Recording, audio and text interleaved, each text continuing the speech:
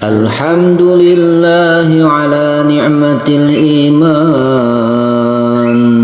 Alhamdulillahi ala ni'matil Islam. Alhamdulillahi ala ni'matil hidayah. Saudaraku yang sama-sama lagi berjuang mendapatkan ridha Allah Subhanahu wa taala dengan perjuangan-perjuangan di dunia melawan hawa nafsu kita, maka tahukah kita selama ini kita berbicara iman, pentingnya iman. Apa yang dinamakan iman? Yakni iman ini percaya dan yakin dengan kebesaran Allah Subhanahu wa taala, dan yakin betul bahwa kita satu persatu nanti akan mendatangi akhiratnya Allah Subhanahu wa taala. Inilah yang dinamakan iman. Iman menafikan yang nampak dan meyakini perkara-perkara yang gaib. Alam kubur contohnya gaib, surga, neraka. Namun suka ataupun tidak, rela ataupun terpaksa, semuanya akan kita lalui. Dunia ini nampak nyata, tetapi tidak lama lagi hanya tinggal cerita saja. Sedangkan akhirat akan menjadi nyata, yang awalnya sekarang seperti cerita. Ketika kematian datang, ruh berpisah dari jasad manusia. Yang gaib akan nampak, dan yang nampak di dunia ini akan menjadi gaib.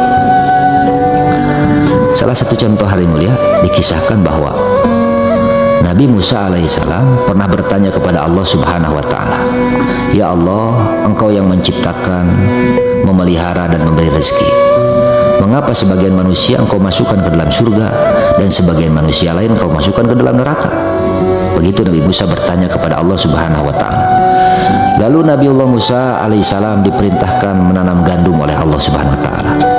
Setelah ditanam dan dipelihara hingga tiba masa panen, Nabi Musa alaihissalam memilih biji-biji gandum itu. Dia pilah-pilah mana yang berisi dimasukkan ke dalam karung untuk dibawa pulang. Sedangkan yang kosong isi gandumnya itu, biji gandumnya itu dibuang untuk dibakar bersama jeraminya. Di tengah perjalanan ia ditegur oleh Allah Subhanahu wa taala, "Hai Musa, mengapa sebagian saja yang engkau masukkan ke dalam karung dan yang lain engkau bakar? Padahal engkau yang menanamnya dan yang memeliharanya," kata Allah.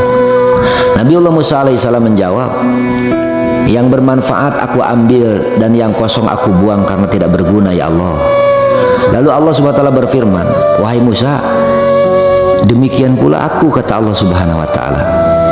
"Yang bermanfaat aku masukkan ke dalam surgaku, dan yang tidak bermanfaat aku jadikan bahan bakar api neraka jahanam," kata Allah SWT. Inilah saudaraku satu kisah yang mana Allah Subhanahu wa taala memberi pelajaran kepada nabinya, yakni Nabi Musa alaihissalam. Saudaraku, manusia diciptakan dalam keadaan lemah dan serba terbatas. Hari ini banyak masalah, besok juga ada masalah, kemudian terus seperti itu.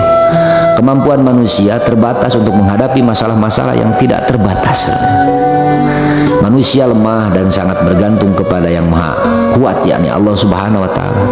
Tubuhnya lemah dan pikirannya pun juga lemah. Sekalipun seorang intelektual atau cendekiawan sekalipun, ya, saudaraku, perkara-perkara yang telah lalu dan yang akan datang tidak dapat diketahuinya dengan pasti.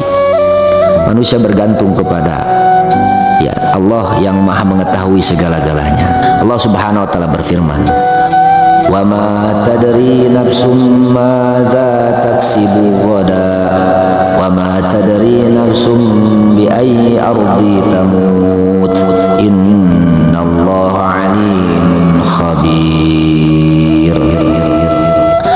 Allah Subhanahu wa taala berfirman, "Dan tiada seorang pun yang dapat mengetahui," kata Allah, "dengan pasti apa yang akan diusahakannya besok."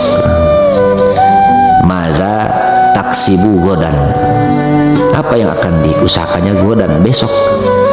Dan tiada seorang pun yang dapat mengetahui di bumi mana dia akan mati. Wa ma tadri nafsu bi ayyi ardi tamut. Dia tidak akan tahu, tidak ada yang tahu di bumi mana dia akan mati. Innallaha alimun khabir. Sesungguhnya Allah maha mengetahui lagi maha mengenal. Manusia hanya mampu memikirkan sesuatu yang ada datanya. Contohnya, alam kubur, surga dan neraka tidak ada datanya kecuali mengikuti petunjuk Rasulullah SAW.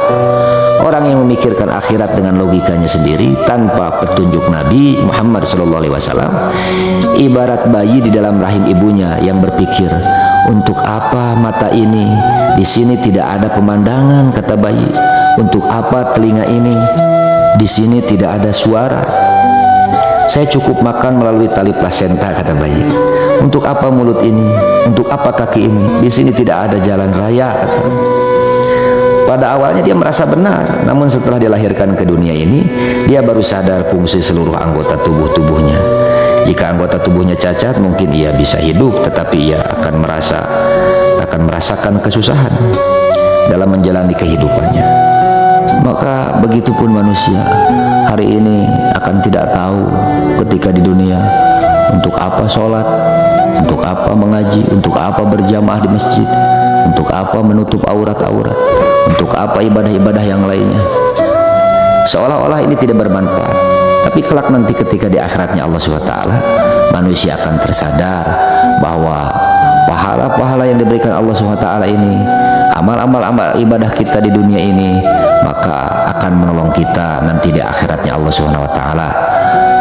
Maka demikian pula jika iman dan amal manusia cacat di alam dunia, maka di akhirat nanti akan mengalami penderitaan.